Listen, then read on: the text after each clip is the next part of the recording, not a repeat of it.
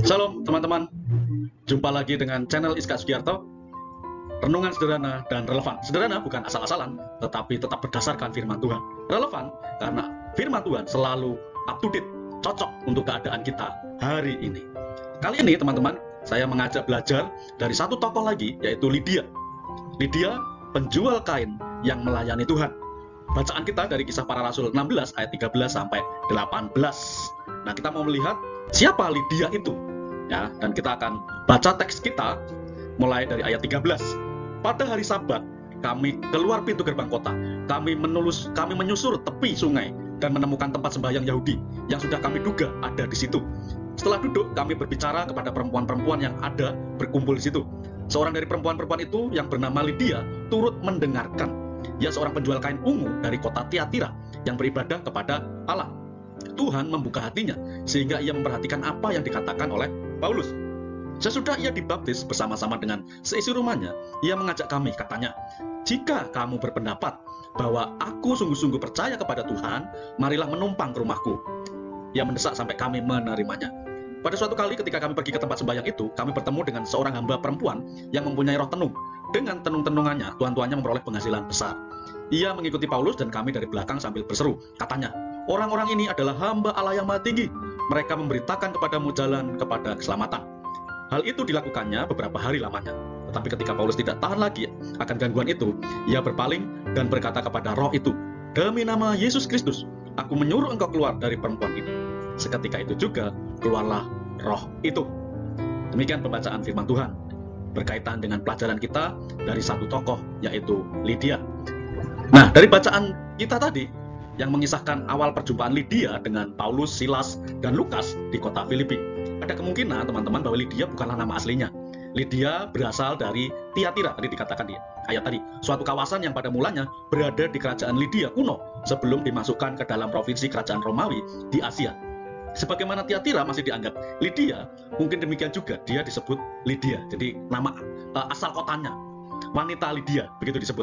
Beberapa pengamat telah merekomendasikan bahwa termasuk ke dalam nama itu, ya, beberapa orang memang disebut sebagai wanita Lydia atau wanita dari Lydia, ya, ada Euodia, ada Sintike, seperti disebutkan dalam Filipi pasal 4 ayat 2. Lydia mendengarkan Injil dan Tuhan membuka hatinya untuk menerima Kristus. Ia kemudian dibaptis oleh Paulus bersama dengan seisi rumahnya. Inilah kelompok pertama orang Kristen di Eropa. Semuanya dimulai dari kesediaan seorang perempuan yang bernama Lydia yang menyambut Kristus sebagai juru selamatnya. Jadi Lydia kemudian bersama keluarga besarnya itu menerima Kristus, dan dari sinilah cikal bakal orang Kristen di Eropa. Luar biasa, ya, dari keluarga Lydia kekristenan mulai masuk ke Eropa. Kemudian kita mau lihat teman-teman, ya, ini yang sering kali kita coba pelajari, langkah-langkah yang sederhana untuk mempelajari seorang tokoh. Tadi siapa Lydia, ya. Kemudian sekarang kita mau lihat apa yang dikerjakan, apa yang dilakukan oleh Lydia. Pekerjaannya tadi sudah dituliskan. Lydia adalah seorang ibu yang berasal dari kota Tiatira. Ia adalah seorang Yahudi dan pebisnis kain ungu yang sukses. Nah, dari bisnisnya ini Lydia dikenal sebagai penjual kain ungu dari kota Tiatira. Jadi sebutan penjual kain dari mana begitu, ya. Kain ungu pada waktu itu, teman-teman, itu barang yang mewah, ya, dan yang beli itu orang-orang tertentu. Jadi orang-orang kaya lah, kira-kira begitu, karena kain ungu ini yang dijual oleh Lydia itu barang mahal, kira-kira begitu. Jadi tidak sembarang orang bisa beli kain ini, ya. Jadi artinya kalau saya bisa simpulkan bahwa Lydia itu ya berarti orang kaya begitu, ya kan, yang dijual barang mewah, barang mahal begitu, ya. Jadi itu memungkinkan bahwa kehidupan ekonomi Lydia bersama keluarganya itu kaya, ekonominya bagus, kira-kira begitu. Itu pekerjaannya. Nah, sekarang kita lihat karakter dan kebaikan Lydia, ya, bersama keluarganya. Lydia, ya, di Kisah Para Rasul 17 ayat 4 itu disebutkan bahwa Lydia itu seorang perempuan yang takut akan Allah, ya. Kemudian kualitas karakter Lydia yang lain itu keramah tamahannya, ya, dan itu sangat berkesan bagi jemaat di Filipi, jemaat mula-mula di Filipi itu, ya. Bisa dilihat di Filipi pasal 1 ayat 5 dan Filipi pasal 4 ayat 10. Kemudian Lydia juga dikenal sebagai pribadi yang ramah, baik hati, dan suka menolong para pemberita Injil. Jadi dia membantu proses pemberitaan Injil di Filipi pada waktu itu, ya. Kemudian karena dia ramah, ya, pasti dia melayani, menolong para pemberita Injil itu dengan penuh sukacita, memberi tumpangan bagi para rasul untuk nginep di rumahnya, ya, singgah di rumahnya, nginep di rumahnya, bahkan memenuhi segala kebutuhan para rasul pada waktu itu. Bahkan ketika para rasul itu mengalami masalah, ya, ada kesusahan dalam pemberitaan Injil, Lydia bersama keluarganya itulah yang menolong. Ya, jadi ini karakter dan kebaikan dari Lydia. Kemudian apa yang bisa kita pelajari dari Lydia?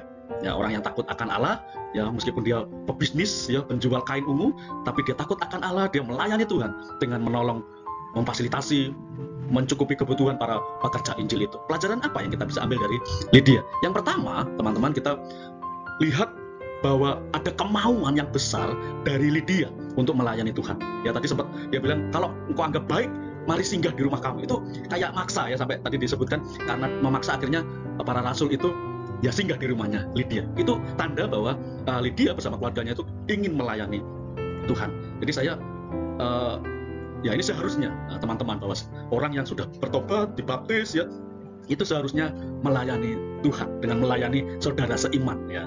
Jadi ini istimewa sekali, ini luar biasa sekali, ya. Jadi ini juga sebuah kesaksian. Jadi kalau orang yang sudah menerima Kristus, perubahan hidup itu adalah salah satu kesaksian yang powerful yang kita miliki. Jadi perubahan hidup, saya nggak tahu, ya, mungkin sebelum bertobat Lydia itu sebagai orang kaya, sebagai pebisnis, saya nggak tahu karakternya bagaimana. Bisa jadi tidak seperti sekarang, ya, tidak ramah, tidak penuh belas kasihan dan segala macam. Tapi setelah menerima Kristus, dia mengalami perubahan hidup.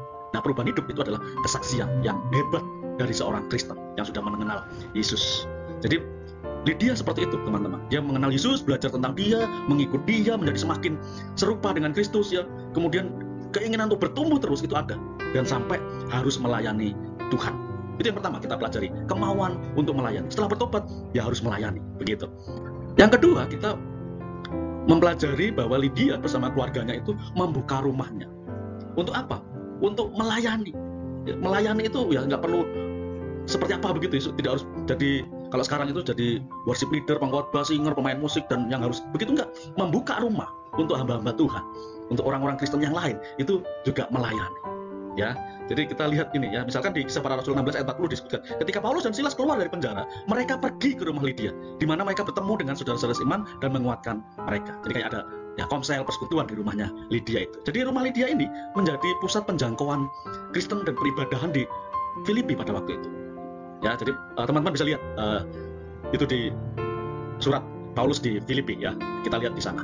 Yang ketiga, gereja di Filipi itu dimulai dari rumah Lydia. Jadi karena Lydia itu memang membuka rumahnya, ya, tadi yang kedua, untuk pertemuan, untuk kumpul orang-orang percaya, sehingga rumahnya itu jadi pusat, begitu, ya, jadi pusat orang kumpul, pusat kegerakan untuk orang-orang yang mau melayani Tuhan, untuk memberitakan Injil, mulai dari rumahnya Lydia. Bahkan kemudian gereja di Filipi itu dimulai dari rumahnya Lydia. Jadi Lydia ini seorang perempuan yang berpengaruh pada zaman itu, dan saya percaya hari ini Tuhan juga masih terus mencari perempuan-perempuan yang berpengaruh di zaman sekarang ini. Yang ketiga, yang keempat, pengaruh positif di masyarakat. Nah, sebagai pedagang kain ungu, teman-teman, Lydia itu memiliki pengaruh yang baik di masyarakat. Tindakannya setelah bertobat, ya, dia memperlihatkan perhatian yang luar biasa untuk orang lain, untuk pelayanan. Dan ia menunjukkan bahwa pengikut Kristus itu dapat memiliki dampak yang positif dan signifikan di dalam dunia kerja dan komunitas mereka. Jadi ini luar biasa, teman-teman. Jadi seharusnya lah orang yang setelah menerima Kristus, setelah bertobat, pengaruhnya seperti garam dan terang itu. Pengaruhnya positif, bukan negatif. Ya, di dunia kerja, di komunitas kita, dimanapun kita berada, pengaruhnya positif, seperti Lydia. Kemudian apa yang bisa kita terapkan untuk kita sekarang ini, di masa kita hari ini? Dari kisah Lydia, kita belajar bahwa semua orang itu memiliki kemampuan, mempunyai kapasitas untuk menjalankan tugas dan panggilan dari Tuhan. Tidak hanya terbatas pada orang-orang dengan kriteria tertentu, begitu, harus sekolah ini, sekolah itu, punya kemampuan ini, itu, enggak. Semuanya kemampuan yang dimiliki oleh orang-orang percaya itu dapat digunakan untuk memuliakan Tuhan. Dan Allah itu memberi kesempatan bagi semua umatnya, orang-orang percaya, untuk mempersembahkan hidupnya untuk melayani Dia. Seperti di Roma 12 ayat 1 dan 2. Mempersembahkan tubuh. Apapun yang kita miliki, talenta apapun, karunia apapun yang kita miliki, kita persembahkan kepada Tuhan. Tidak harus kaya, tapi kemauan. Jadi Lydia itu penjual kain, tetapi keinginan untuk melayani Tuhan itu sangat besar. Ini yang luar biasa. Keinginan melayani Tuhan itu sangat besar. Sehingga dari keluarganya, itu menjadi kegerakan untuk jemaat mula-mula di Filipi, bahkan di Eropa. Jadi saya berharap kita semua, teman-teman, mari kita belajar, kita berusaha, iman kita bertumbuh, dan tanda iman bertumbuh, itu kita juga melayani Tuhan, melayani sesama, dengan apapun yang kita miliki, apakah rumah, kemampuan, karunia kita, dimanapun kita berada, di tempat kerja kita, di rumah, dengan karyawan, dengan siapapun kita bisa menjadi berkat dan memuliakan Tuhan.